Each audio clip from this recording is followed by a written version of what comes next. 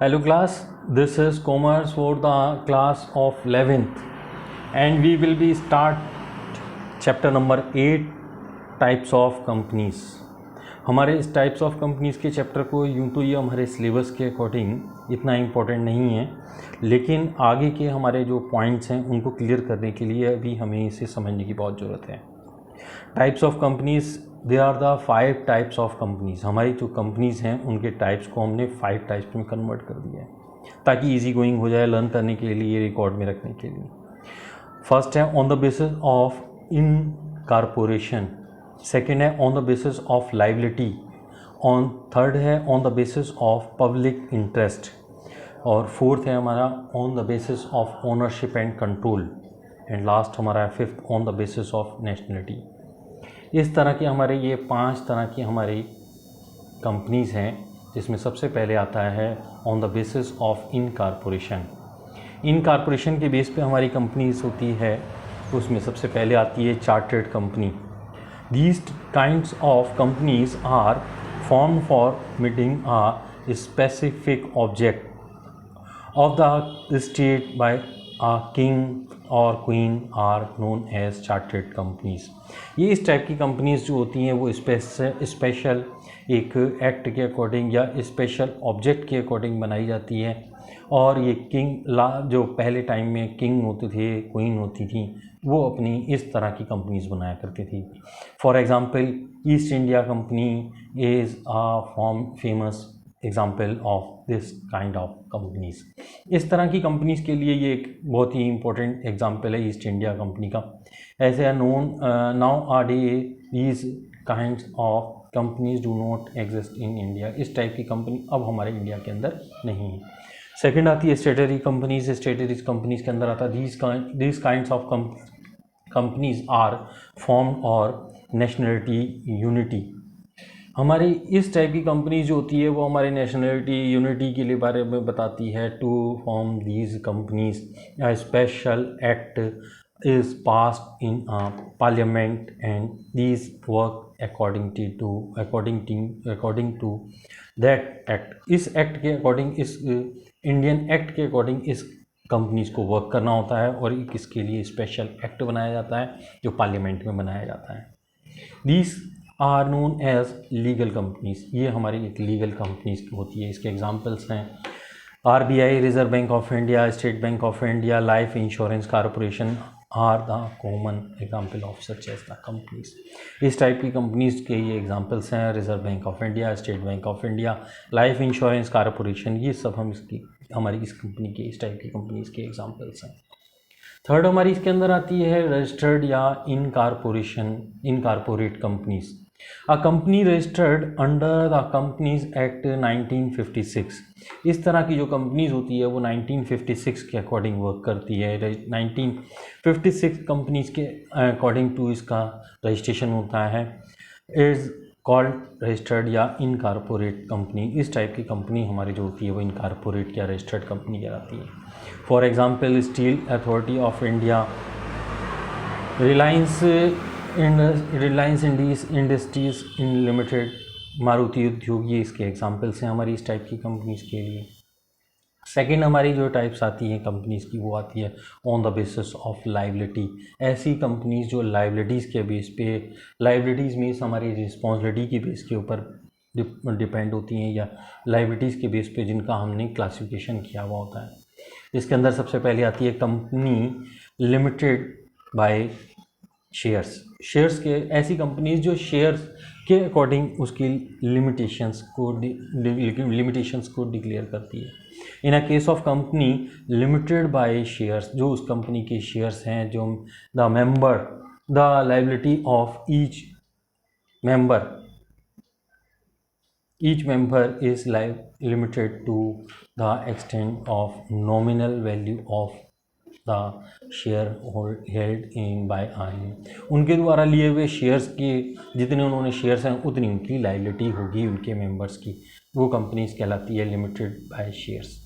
ऐसी आता है कंपनी लिमिटेड बाय गारंटी, जो गारंटी के बेस पे करी हुई होती है, यानी कि जो उसके जो पैसे जो उन्होंने कंट्रीब्यूट किया है उतना बाइंड अप जो करते टाइम में कंपनी के, वो गारंटी जो दी गई होती है पैसों के बेस पे, वो हमारी कंपनी कहलाती है company limited by a guarantee.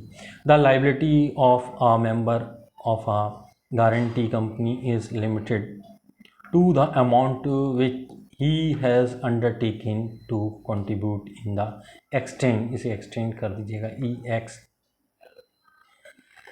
Extend by of its bind up. Bind up का मतलब होता है जब कंपनी हमारी ख़त्म हो रही होती है, समाप्त हो रही होती है।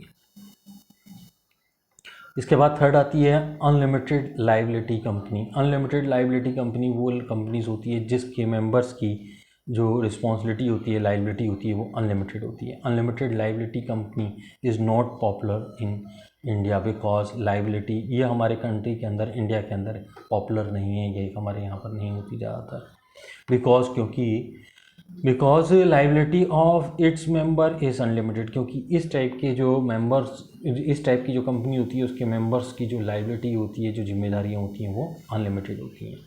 On the basis of public interest, public interest के बेस पे हमारी जो कंपनीज होती हैं वो कितने तरह की होती हैं और उनके बारे में डिस्कशन अब हम करते हैं। जिसके अंदर आती है सबसे पहले प्राइवेट कंपनी।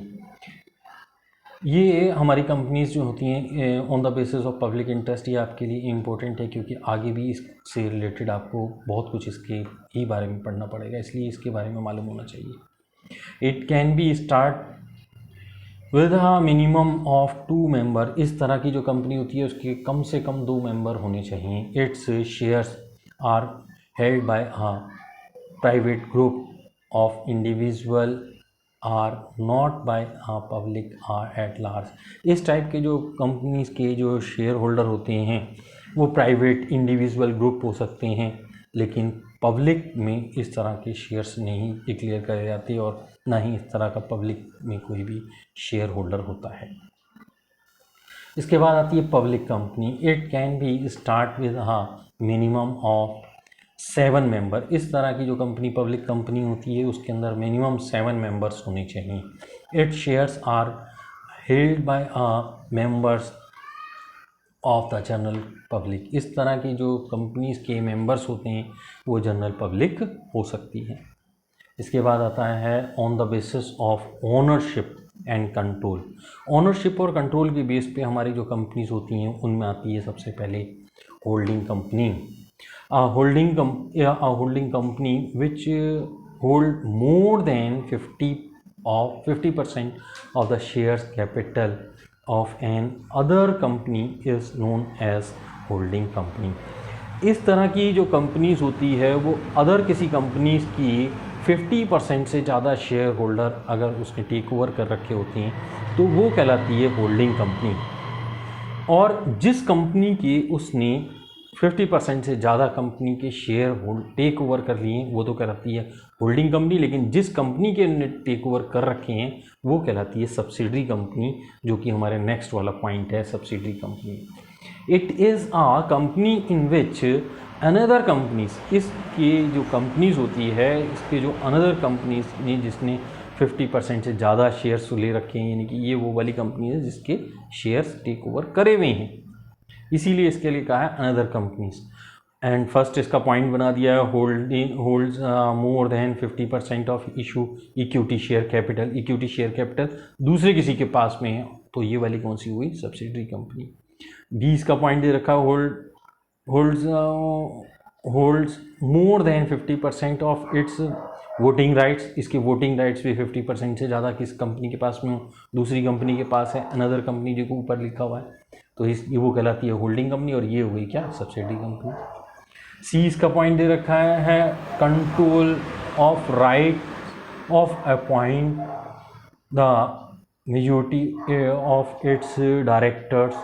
किसी दूसरी कंपनी जो होल्डिंग कंपनी है उसके पास में ही इसकी मेजॉरिटी रखी हुई हो जिससे ये अपॉइंट कर सकते हैं, राइट्स हो, उनका अधिकार हो अपने डायरेक्टर्स को। जो सब्सिडरी कंपनी के अंदर भी जो राइट्स होंगे, डायरेक्टर्स होंगे, उनको अपॉइंट करने का राइट्स भी किसका होता है, होल्डिंग कंपनी का 50% से ज़्यादा हो, वो कहलाती है subsidiary company. The annual accounts of a holding company must be disclose full information about it's subsidiary.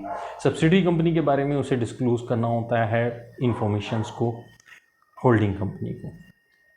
इसके बाद नेक्स्ट आती है थर्ड इसकी गवर्नमेंट कंपनी। गवर्नमेंट कंपनी कौन सी होती है? Government company in which at least 51% of paid up share capital is held by government of India is known as government company। Government company वो company होती है जिसके जो शेयर्स हैं 51% से ज़्यादा शेयर्स जो हैं वो गवर्नमेंट के पास में होती हैं, वो कहलाती है गवर्नमेंट कंपनीज। इसके बाद नेक्स्ट आती है लास्ट हमारी होती है on the basis of nationality. Nationality के बेस पे हमारी जो कंपनीज़ होती हैं वो देयर आर द 3 टाइप की होती हैं, जिसके अंदर आता है इंडियन कंपनी सबसे पहले। And Indian company is one which is registered under the Indian act, Indian companies act. ये जो इसका रजिस्ट्रेशन हुआ होता है इंडियन एक्ट के अकॉर्डिंग इसका रजिस्ट्रेशन हुआ हो तो वो कहलाती है Indian companies. It has its registered office in India. इसका जो रजिस्टर्ड ऑफिस जो है वो कहाँ पे हो? इंडिया में हो। India is known as India's company. इस तरह की जो कंपनीज होती है वो इंडियन कंपनी कहलाती है। फॉरेन कंपनी का रजिस्ट्रेशन जो हुआ होता है वो फॉरेन में कंपनी में हुआ हुआ, आउटसाइड ऑफ द इंडिया के हुआ हुआ, वो कहलाती है हमारी फॉरेन कंपनी।